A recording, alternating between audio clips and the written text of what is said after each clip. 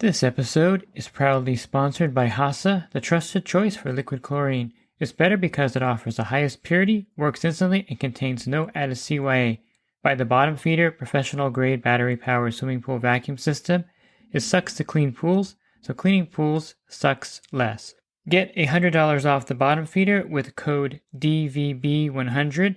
Skimmer, trusted by over 30,000 pool service professionals across North America. Skimmer software helps you save time, grow revenue, and boost your 5-star reviews. Whether you're just starting out or expanding your team, Skimmer's easy-to-use tools and expert support have you covered. Upgrade your business in 2025 with Skimmer. Try Skimmer for 30 days for free at getskimmer.com/poolguy. The Pool Guy Podcast Show. The Pool Guy Podcast Show. The Pool Guy Podcast Show.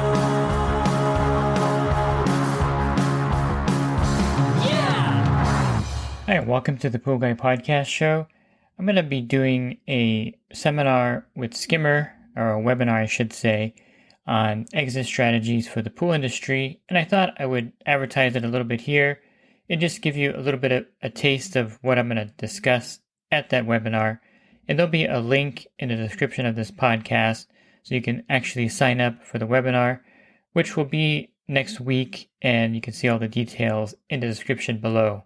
Join my coaching program and take your pool service to the next level. Connect with other pool pros in your area, gain valuable knowledge, and transform your business with personalized one-on-one advice from me. With over 36 years of experience, I'm here to help you succeed like never before. Learn more at poolguycoaching.com. Even if you can't make the webinar, there'll be a link afterwards when you sign up. You can get the video recording of that. And if you're listening to this after all that has passed, not a problem. I'm going to cover some details here for you so that if you can't attend it or you're not interested in watching it, you'll get something here for yourself. So this is not just kind of a one moment type of thing. I'm going to give you some good information you can take forward. One thing that I think you need to do is have a plan. That's the basic thing. You want to run your household and your finances as if you were a corporation. So if you, of course, study any corporations like Apple or Google or Amazon, anyone that's successful, they have a clear business plan, a business model to make money. For instance, Apple's business model is to charge for everything and to make things obsolete, functionally obsolete over a certain time. Like I have an iPad here and it's very frustrating that I can't get iOS 17 on it. And I have to get a new iPad because most of the apps now don't work on it. So it's frustrating, but that's their business model to make money and to be successful. It's a very good business model for them, bad for the consumer, but this is how they've always made money, by having new editions, new models, everything coming out, and that generates a ton of revenue for them. Other companies, for example, if you look at the In-N-Out Burger in California. In fact, I live about 15 minutes from the original In-N-Out Burger in Baldwin Park, and I've been there. There's a museum there. It's quite interesting to see the original place. It's really tiny, but their whole idea, and it's been carried forward throughout California, Nevada, Arizona, parts of Texas, is to focus on service and quality, and of course have a limited menu. They don't have, I think they have 5 items on their menu basically. And this is their business model. This is their business plan. This is their strategy.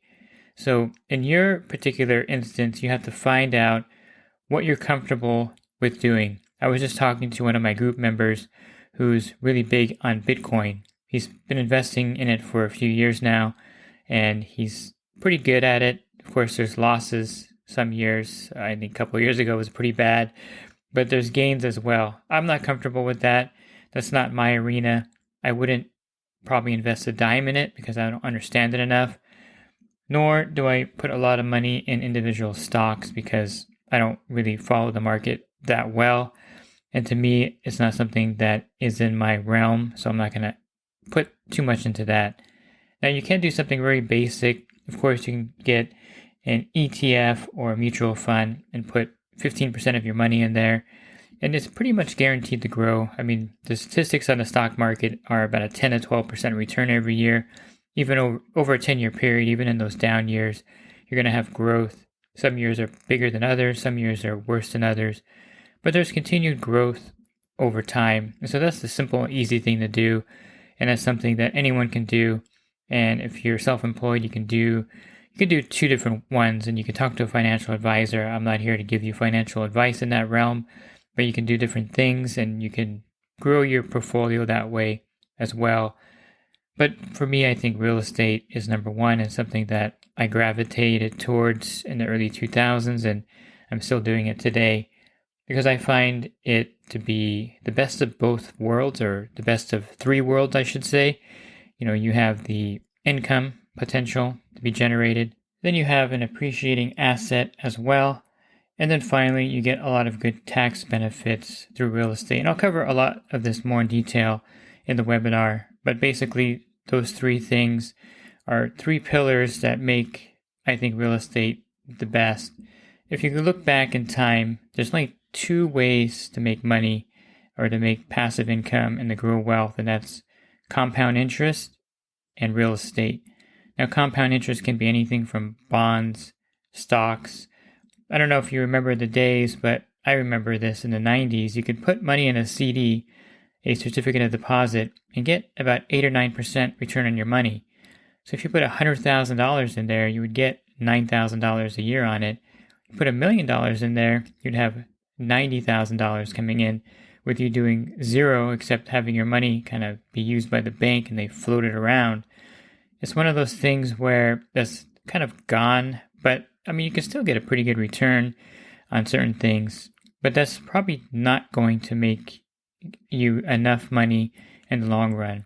I'm going to back up a little bit and speak about the industry and the finite, or the fact that there's a limited time to make as much money as possible in the pool service industry, because you really can't, number one, do this work yourself long term. There's a lot of things that are factors. As you get older, you can't do the physical work as well.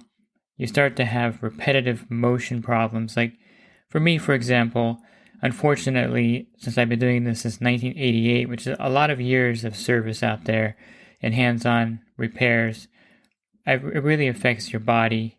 Not as much, I don't think, as someone playing football, but you still get these repetitive injuries. Like for me, I have problems with my hands, and so I wear compression gloves when I sleep. They're actually really good. I recommend them.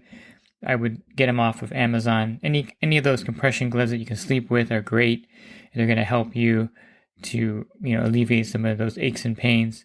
I have a knee injury that I got when I was working that has never gone away. So whenever I knee down on a certain knee, and that's one reason why I wear knee pads on that knee, it hurts. And it's one of those things that's a chronic thing over time. So you have the wear and tear in your body. You also have to be conscious of UV radiation from the sun. And this is not talked about much in the industry, but I think it's really important because the person that trained me passed away from skin cancer, and a lot of pool pros do get skin cancer because of the exposure. Being out in the sun, there's some health benefits to get vitamin D, but there's also radiation, and basically your cells can turn cancerous because of that. So you want to limit your exposure to that, and you don't want to be working out there for 30 years. This is probably not going to be the healthiest choice. And it's something that you probably don't want to be doing when you're in your 60s. It's not something that's fun anymore after 30 years, I guess you could say. Now, I'm only 53, so I have to think for a minute how old I was. And it's one of those things where I've been building passive income now since 2001, and I plan on using that to retire. In fact, I could stop now if I wanted to, but I really enjoy what I'm doing, so I'm continuing. And besides that, what am I going to do with my time if I'm not doing what I love to do, which is support the pool industry, spread knowledge, and use what I have and give back what I have to the pool industry community. So this is kind of what I do, and the reason why I put out so much content is because it's really fun for me. I'm not really working a job anymore because I'm doing this as a hobby. It's a full-time hobby, and it's something fun that I enjoy doing because I have the passive income to support this particular platform that I have here, the podcast, YouTube, the website, my ebook. All these things are giving back because I have that ability. Now, how do you build the passive income? I gave you a couple of examples there at the beginning, how you can do that. I think one thing, again, is having a good business plan. So run your finances like a business, have a plan in place of what you want to do. Now, real estate is, again, my specialty, and I would suggest that you find a mentor locally if you can, someone who's been doing this in your area, if you have that access to it, that kind of a resource. I've mentored people here in California on finding properties and what to do and kind of how to do the whole thing. But I'll give you a few key takeaways here so that you can kind of replicate this in your area.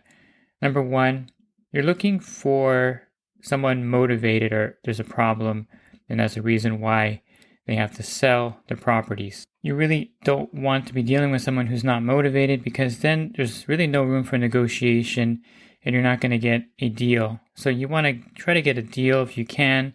And in this market, it's very possible now with the rates so high, someone wants to make a deal and it's something that you can take advantage of at this point.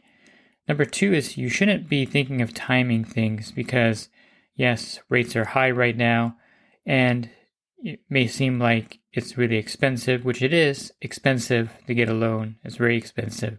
However, prices are pretty flat and you can make deals and there's really no competition, at least in my area. There's very limited competition because the market is not favorable to people purchasing because the rates are pretty high, probably at the highest point in recent memory, maybe in the last 7 months. But if you wait until they drop down, yes, it's going to be cheaper to borrow the money, but you're going to have increased competition and you'll probably have higher prices. So it's kind of a trade-off and you can never really time things. You just want to get the best possible deal possible. So take advantage of those particular deals out there. And in the webinar, I'm going to cover this in more detail and I'll give you some scenarios and some things that we have done to do this. And maybe I'll go over my portfolio a little bit there. Probably not here too much, but I'll just say that last year we purchased 4 properties because one was in January, it was a really good deal. And then there was another great deal. We weren't really going to do that, but it was a great deal in November that someone was selling 3 of them at one time and we were able to acquire that. So there's all kinds of ways of doing this and I'll definitely go into more detail. One thing you can research is the DSCR loans. These are loans based on the rental income of the property you're purchasing, and these are really lucrative. The rates are a little higher right now, but you don't really have to worry about your income qualifying because you're using the property you're purchasing to qualify for the loan. So that's the DSCR loan. I would say in most areas, you also just want to ignore all the single family homes out there and you're going for duplexes, triplexes, or fourplexes. I wouldn't go any higher than that because then you're going into commercial loan territory, which is 5 units or more. Much more difficult. The financing is terrible right now, and the loan terms are really bad. You have 5, 7, and 10 year all due at that point. So there's no 30-year mortgages for commercial loans. Rates are bad. Qualifying is really difficult, and the qualifying factors are much worse when rates are higher. So the maximum you want to go for is a fourplex, which I recommend that's where you want to focus. Triplexes and fourplexes because it's going to generate the most money. Even though they cost more, they're going to make that loan more sustainable. And there's all different strategies, of course, and there's all different ways of qualifying. I mentioned the DSCR loans, but you can also move into one of these yourself and qualify that way. The biggest dilemma and something that's facing everyone here is the inflation or the cost of everything over time going up. So how much do you really need to be comfortable later? I'll just give you a few examples here to get an idea of how crazy this actually is if you really sit down and think about it. But back in 2000, year 2000, the median home price in Los Angeles County was $221,000. That means that half the homes sold for less than $221,000 and half the homes sold for more than $221,000.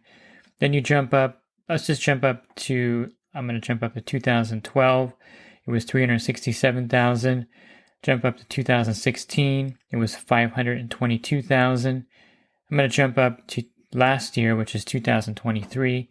That's what they report up to, $853,000. And I believe 2024 was even higher than that. And that's just the cost of that in real dollars over time. Let's look at gas, for example. If you want to go back to 1979, it was about 86 cents a gallon. And jump up to 1985, it was $1.12. It fluctuates a little bit. It was under $1 again in the 90s. If you get to 1999, it was $1.17.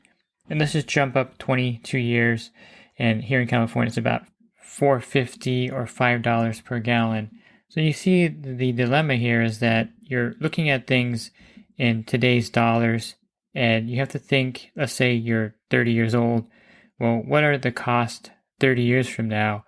And this is why it's so important to have the passive income building now so that you would have enough later to retire comfortably and not have to work as a Walmart greeter when you're in your 70s. So I hope you can make the webinar. And if you can't, again, just sign up with that link. The link's going to still work, and then you can get the video sent to you. And if you're listening to this later and you want the webinar video, just email me at david@swimmingpoollearning.com, and I'll get you that link over to you so you can watch the webinar, and you're going to have a good hour of this detail, much more detailed information, of course, because I've been doing this for a long time. And you're also going to have the question and answers that people ask me as well. Hope you can make it. Again, I'll have the details in the description for you. And if you're looking for other podcasts I record, you can find those on my website, swimmingpoollearning.com. Click on the podcast banner, and there'll be 1,600 episodes for you there. And if you're interested in the coaching program that I offer, you can learn more at poolguycoaching.com. Thanks for listening to this podcast. Have a great rest of your week, and God bless. This episode is brought to you by HASA, providing products that deliver clean, healthy water for every aspect of everyday life. The bottom feeder battery-powered vacuum system, portable, powerful, and only weighs 12 pounds. And Skimmer. Get Skimmer, America's #1 pool service software. Podcast listeners can try Skimmer for free at getskimmer.com/poolguy.